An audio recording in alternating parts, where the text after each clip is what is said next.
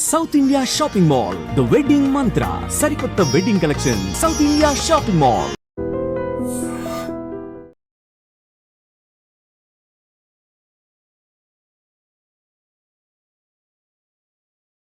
కొట్టాడని మేము న్యూఢిల్లీ వెళ్ళిపోయాం చెప్పకుండా.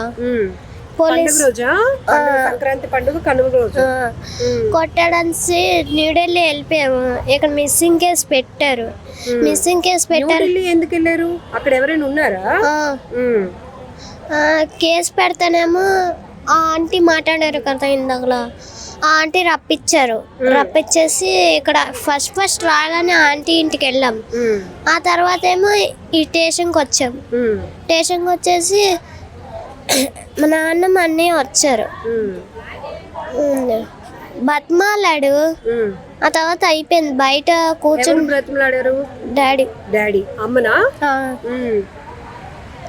పోలీసులు వద్దు లక్ష్మి ప్లీజ్ అన్నాడు. పోలీసులకు చెప్పొద్దు అని అంటేనేమో మళ్ళీ ఇంటికి వచ్చేసాము మేము ముగ్గురున. వచ్చేస్తేనేమో డాడీ ఏమో బయటే ఉన్నాడు. సందులోనే పడుకొని సందులోనే తిని అన్నీ అక్కడే. మళ్ళీ మాట్లాడిన తర్వాత మళ్ళీ ఇంటి లోపలికి వచ్చేసి మళ్ళీ కొట్టాడు. ఇలా తోస్తాడు. మళ్ళీ నా తలకి దెబ్బ తగిలింది. మళ్ళీ తోసి ఇవాళ నిన్న నైట్ జరిగింది గొడవ. డ్రింక్ చేస్తారు మీ డాడీ? అప్పుడప్పుడు చేస్తారు. మిమ్మల్ని కొడతారా? మిమ్మల్ని ఏమైనా అంటారా? మమ్మల్ని ఏమంటారు. నిన్న రాత్రి ఏమో 4 గంటలకి ఇలా జరిగింది. ఇప్పుడు తెల్లవారుజామున ఏమైంది? నైట్ పడుకున్నారు మీరు? పడుకున్నాము. ముందే సైలెంట్ గా డ్రమ్ములతో గుద్దేశాడు. తర్వాత ఏమో మేము లెగ్సాం గట్టిగా అది గుద్దేశాడు. ఆ తర్వాత ఏమో గట్టిగా గుద్దాడు.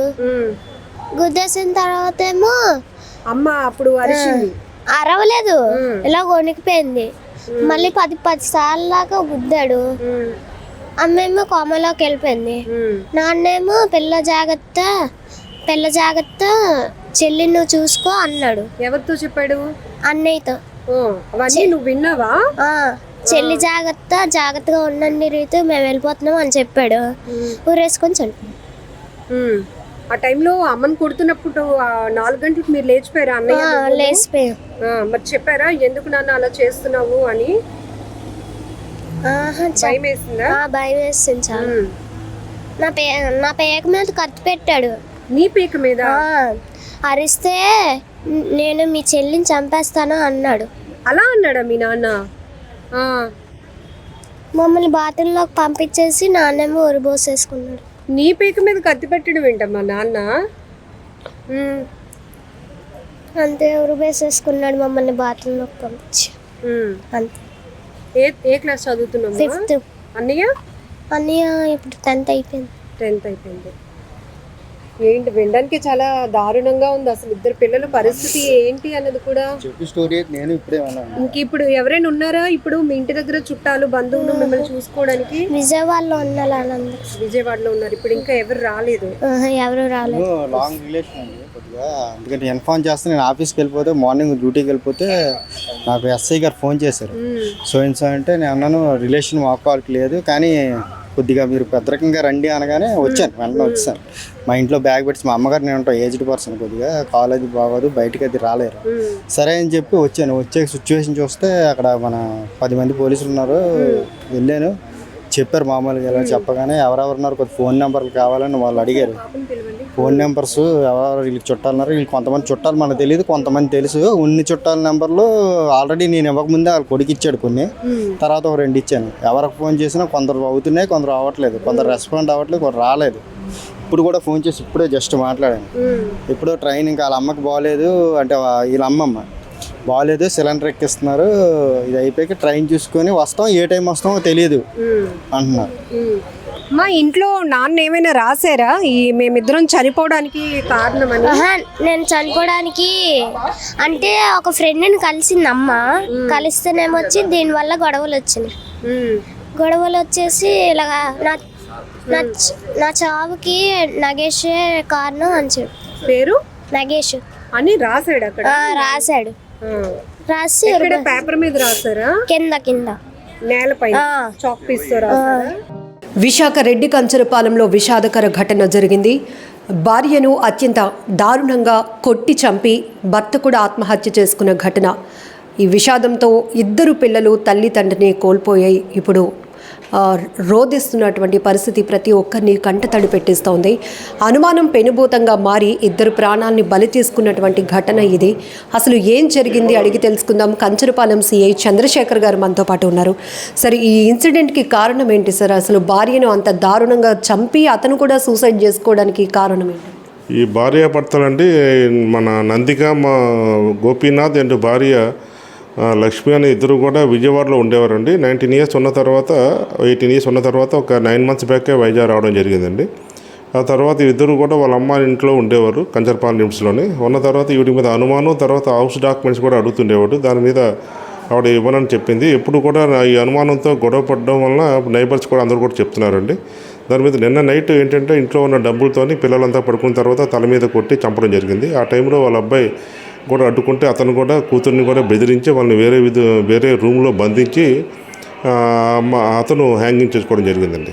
సార్, ఇలా విజయవాడ నుంచి ఉన్నప్పుడు కూడా గొడవలు కొనసాగుతూనే ఉన్నాయి సార్, లేకపోతే విశాఖపట్నం వచ్చిన తర్వాత ఈ అనుమానం అలాగే ఆస్తికి సంబంధించి డాక్యుమెంట్కి సంబంధించి గొడవలు కొనసాగుతున్నాయి సార్? అంటే విజయవాడలో ఉన్న గొడవల గురించి ఇంకా మనకు దృష్టిలో లేదండి. అది కొద్దిగా ఇన్వెస్టిగేషన్లో తేడాలు ఉంది. ఇక్కడైతే గొడవలు జరుగుతున్నట్టు నైబర్స్ అందరూ చెప్తున్నారు. దాని మీద ఇంకా ఇన్వెస్టిగేషన్ చేసి చేస్తున్నాం. సార్, ఇతను గోపీనాథ్ ఏం చేస్తూ ఉంటాడండి? ఆమె కూడా ఏమైనా వర్క్ చేస్తుందా? అసలు ఏ రకమైనటువంటి అనుమానం? ఈ భార్య అయితే మాత్రం వైజాగ్లో ఒక బట్టల షోరూంలో సేల్స్ ఉమెన్గా పనిచేస్తుందండి. భర్త అయితే మాత్రం పెయింటర్గా పనిచేస్తున్నాడు. సార్, ఇక్కడ ఇప్పుడు వీళ్ళు ప్రజెంట్ ఉంటున్నది ఓన్ హౌస్ అయినా ఆ హౌస్కి సంబంధించిన డాక్యుమెంట్స్ కావాలి అనేది ఒత్తిడి ఇక్కడ చూడొచ్చా? అయితే గొడవలు ఎప్పటి నుంచో జరుగుతున్నా కూడా నిన్న అర్ధరాత్రి ఒక్కసారిగా ఇలాంటి కఠినమైన నిర్ణయం తీసుకోవడానికి కారణం ఏంటి సార్? ఏమైనా గొడవ స్థాయి పెద్దదైందా ఏంటి?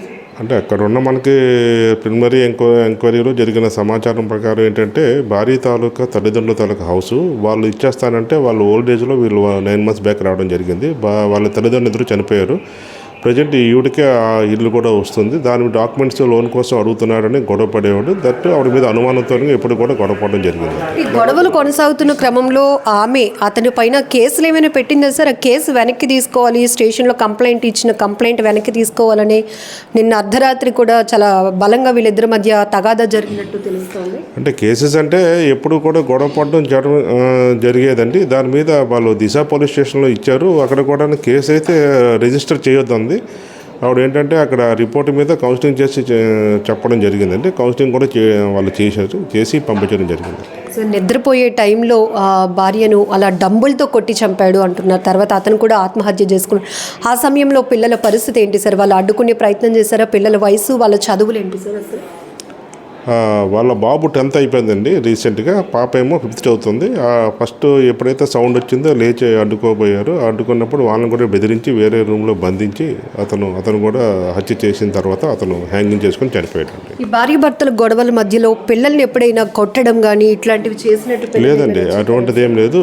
అతను చనిపోయే ముందు కూడా పిల్లలతో మాట్లాడాడు. ముందు నిన్న నైట్ మాట్లాడిన తర్వాత జరిగింది. ఎప్పుడు కొట్టడం కూడా జరగలేదు. ఘోరమైనటువంటి విషాదకర ఘటన ఇది. ఆస్తి తగాదాలు అలాగే అనుమానం రెండూ కలగలిపి భార్యను అత్యంత దారుణంగా డంబులతో కొట్టి చంపి తాను కూడా ఆత్మహత్య చేసుకున్నాడు. ఇప్పుడు ఇద్దరు పిల్లలు, ఒక అబ్బాయి అమ్మాయి కూడా తల్లి తండ్రి లేనటువంటి అనాథలుగా మిగిలిపోయిన పరిస్థితి. ఆ ఇద్దరు పిల్లల్ని చూస్తే ప్రతి ఒక్కరూ కన్నీరు పెట్టుకుంటున్నారు. ఏదేమైనా ఈ మధ్య కాలంలో తరచుగా జరుగుతున్న భార్యాభర్తల మధ్య విభేదాలు, తగాదాలు, హత్యలు, ఆత్మహత్యల వరకు దారితీస్తూ పిల్లల్ని అనాథలుగా మారుస్తున్నటువంటి పరిస్థితులు చాలా బాధాకరం. నిజంగా ప్రస్తుతం ఉన్నటువంటి సమాజం దేనికి ప్రయారిటీ ఇస్తుంది? ఆర్థిక సంబంధాల చుట్టూ మాత్రమే తిరుగుతుంది. మళ్ళీ ఎన్నికలంగానే చాలా విరక్తి కలుగుతాం. మంచి అనిపిస్తుంది కదా, లేడీస్ కూడా ఛాలెంజింగ్ జాబ్స్ చేసినప్పుడు చాలా బాగుంటది. ట్రాఫిక్ అసిస్టెంట్స్ గా నియమించిన ట్రాన్స్జెండర్స్ అందరితో సాల్యూట్ చేయించుకుంటున్నారు. ఫుడ్ డెలివరీ ఇవ్వటానికి వెళ్ళినటువంటి డెలివరీ బాయ్ అనిల్ పై కళ్ళ ముందు పెళ్ళండి